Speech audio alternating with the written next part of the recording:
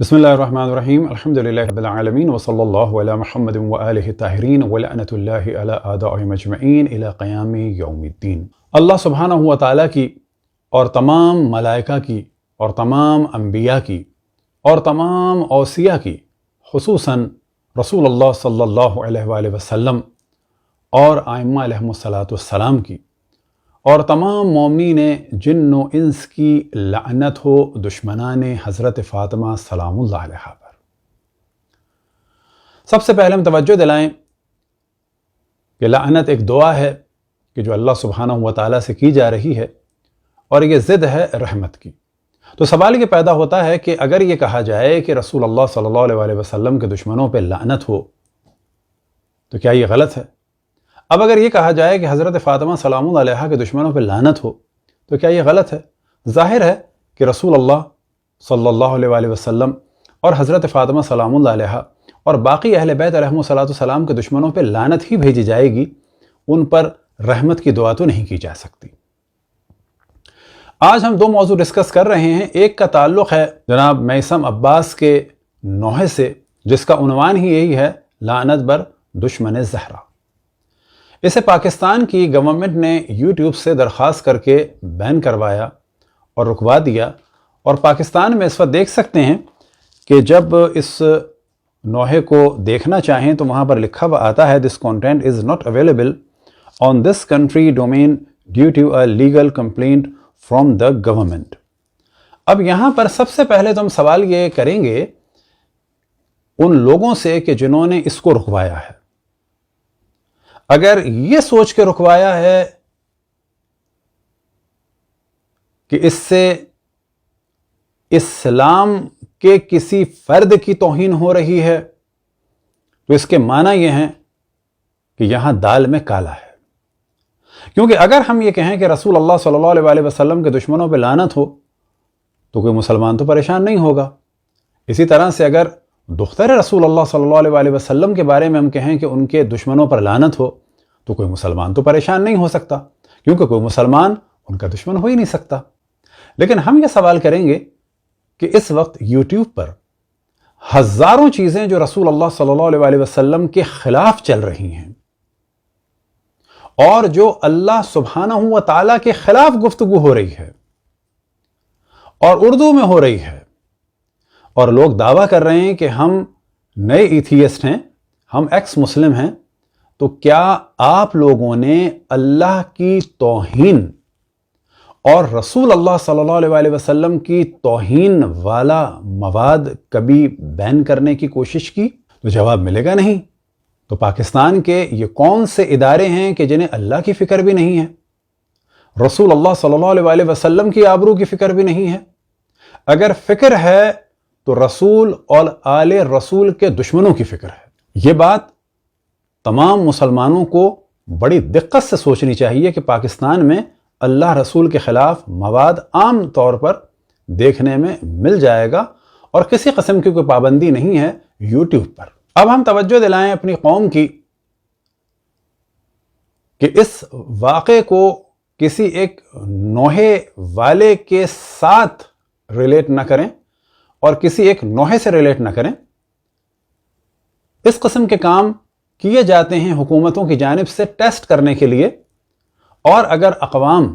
اپنی عزت اور آبرو اور وقار کا خیال کرتے ہوئے اس کا مقابلہ کریں تو پھر ان کاموں کو زیادہ پائیداری نصیب نہیں ہوتی۔ لیکن اگر ہمارے ہی کچھ افراد اس قسم کے کاموں کی حمایت کریں گے تو اس کا اگلا مرحلہ یہ ہوگا کہ پاکستان میں نوحے ریلیز ہونا مشکل ہو جائیں گے، اور پاکستان میں نوحے ریلیز ہونے سے پہلے شعراء کے کلام کو پیش کرنا ہوگا، NOC لینی ہوگی، اور ہزار قسم کی مشکلات ہوں گی۔ اب ان افراد کو کہ جنہوں نے دشمن رسول اور آل رسول پر لعنت گوارا نہیں کی، ہاں اللہ کی توہین گوارا کر رہے ہیں، رسول اللہ صلی اللہ علیہ وآلہ وسلم کی توہین گوارا کر رہے ہیں، رسول اور رسول کی بیٹی کے دشمنوں کی توہین برداشت نہیں ہو رہی جبکہ وہاں پر کوئی نام نہیں ہے، اور بلا شک حضرت فاطمہ سلام اللہ علیہا کے دشمنوں پر لعنت ہے، ظاہر رحمت تو نہیں ہو سکتی۔ خیر اب ہم بات کرتے ہیں کہ پاکستان میں بہت ساری کتابیں ایسی ہیں جس میں رسول اللہ صلی اللہ علیہ وسلم کی توہین ہے، اور وہ توہین قطعاً فرانس کے کیریکیچر یا کارٹون سے زیادہ خطرناک ہے، کیونکہ اس کو تو رد کیا جا سکتا ہے کہہ کے کہ دشمن بنا رہے ہیں، لیکن خود اگر اپنے ملک کی کتابوں میں یہ چیزیں ہوں اور ہمارے یہاں سے اپلوڈ ویب سائٹ پر ہو رہی ہوں، انگلش میں اور فرینچ میں اور دیگر زبانوں میں ترجمے کر کے رسول اللہ صلی اللہ علیہ وسلم کی توہین کی جا رہی ہو، تو کیا آپ اس کو بھی بین کرائیں گے؟ آپ کے سامنے ہم صرف ایک حوالہ پیش کرتے ہیں اس وقت صحیح بخاری کا، کہ جس میں رسول اللہ صلی اللہ علیہ وسلم پر ایک بدترین تہمت لگائی گئی ہے کہ معاذ اللہ معاذ اللہ معاذ اللہ آپ نے خودکشی کی کوشش کی۔ اب آپ کے سامنے ہے صحیح بخاری جلد نمبر 8، ترجمہ ہے مولانا محمد داؤد راز صاحب کا، اور مرکزی جمعیت اہل حدیث ہند نے اسے چھاپا ہے۔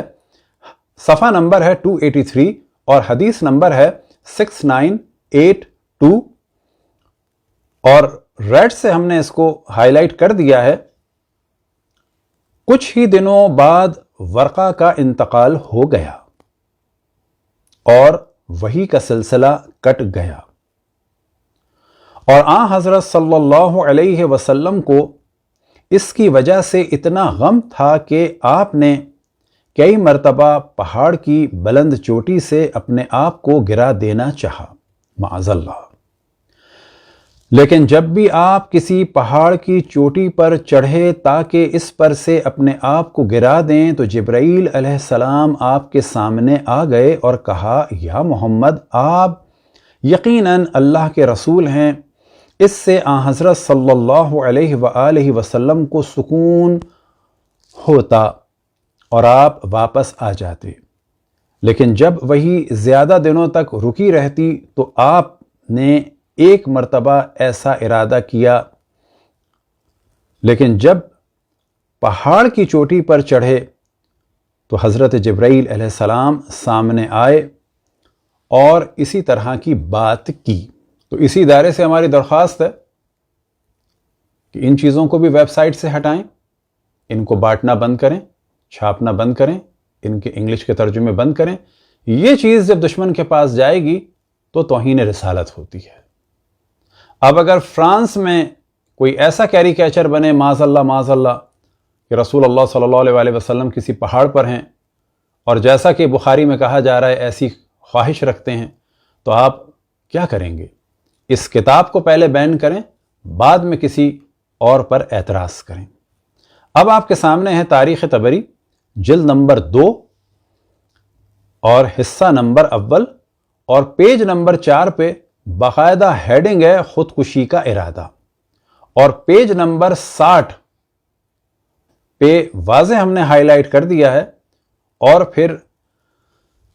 یہاں پر یہ موضوع آیا ہے اور زیادہ بیہودہ طریقے سے، اور ہیڈنگ کیا ہے؟ خودکشی کا ارادہ۔ میں خواب سے بیدار ہوا، ایسا معلوم ہوتا تھا کہ میرے قلب پر نوشتہ ثبت ہو گیا ہے۔ میں شاعر اور آصیب زدہ کو دنیا میں سب سے زیادہ برا سمجھتا تھا اور ان کو دیکھنے تک کا روادار نہ تھا۔ میں نے دل میں کہا، میرا نفس ضرور شاعر یا آصیب زدہ ہے، مگر میں اس بات کو ہرگز پسند نہیں کرتا تھا کہ قریش میرے متعلق اس کا چرچا کریں۔ میں پہاڑ کی کسی بلند چوٹی پر چڑھ کر وہاں سے خودکشی کیے لیتا ہوں تاکہ اس رسوائی کے خیال سے اطمینان ہو۔ اور بعد میں وہی موضوع کہ جناب جبرائیل نے آ کر سمجھایا، معاذ اللہ معاذ اللہ۔ تو ہماری گزارش ہے کہ اس قسم کی چیزوں کو بین کریں۔ اب یہاں پر ہم ایک اور موضوع ڈسکس کر رہے ہیں، اور وہ یہ کہ پاکستان میں اس وقت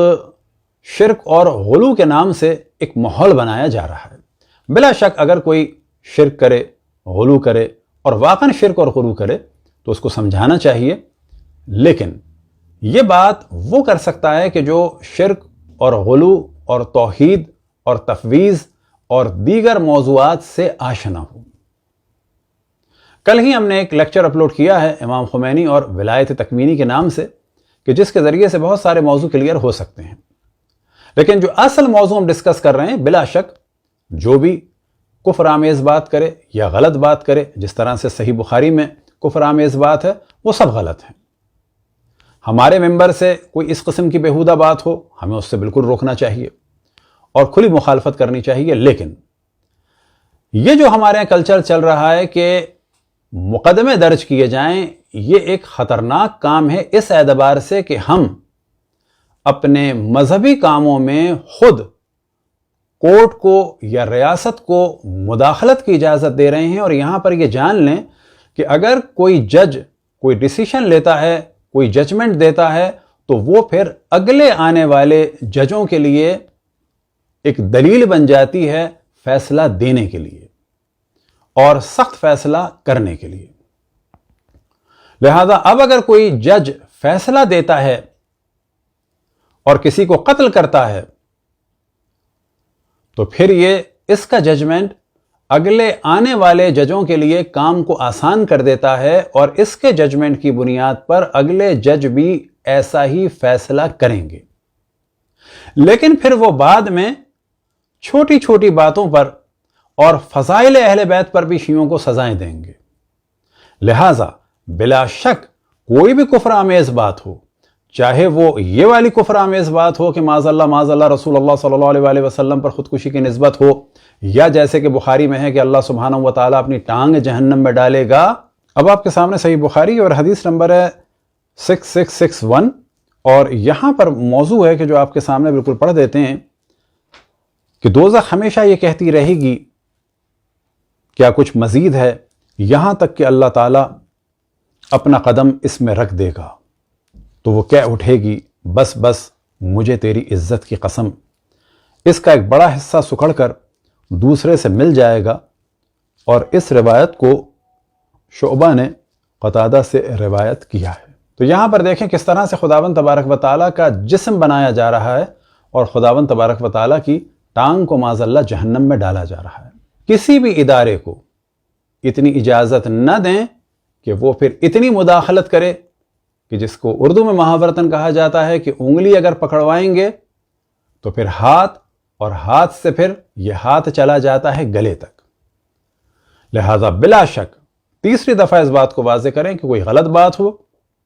ان لوگوں کی تنبیہ کی جائے، ان کو سمجھایا جائے، لیکن یہ سمجھانے کا کام اور تنبیہ کا کام وہ کریں گے جو خود توحید اور شرک اور غلو اور تفویض اور ان موضوعات کو جانتے ہوں، اور پھر آخر میں توجہ دلائیں کہ ان موضوعات کو سمجھنے اور جاننے کے لیے آیت اللہ العظمیٰ سید روح اللہ موسفی الخمینی کی کتاب ولایت فقیہ سے کچھ چیزوں کو ہم نے نقل کیا، اور انسان کامل میں جو ان کے مختلف نظریات نقل ہوئے ہیں اس میں نقل کیا۔ لہٰذا دیکھا جائے پہلے کہ کون سی بات غلط ہے اور واقعاً غلط بھی ہے یا نہیں ہے، اور اگر غلط ہے تو بلا شک سمجھایا جائے، امر بالمعروف کیا جائے، لیکن کورٹ کو اس طرح سے داخل نہ کیا جائے کیونکہ یہ آئندہ ہمارے لیے مشکل بن جائے گا۔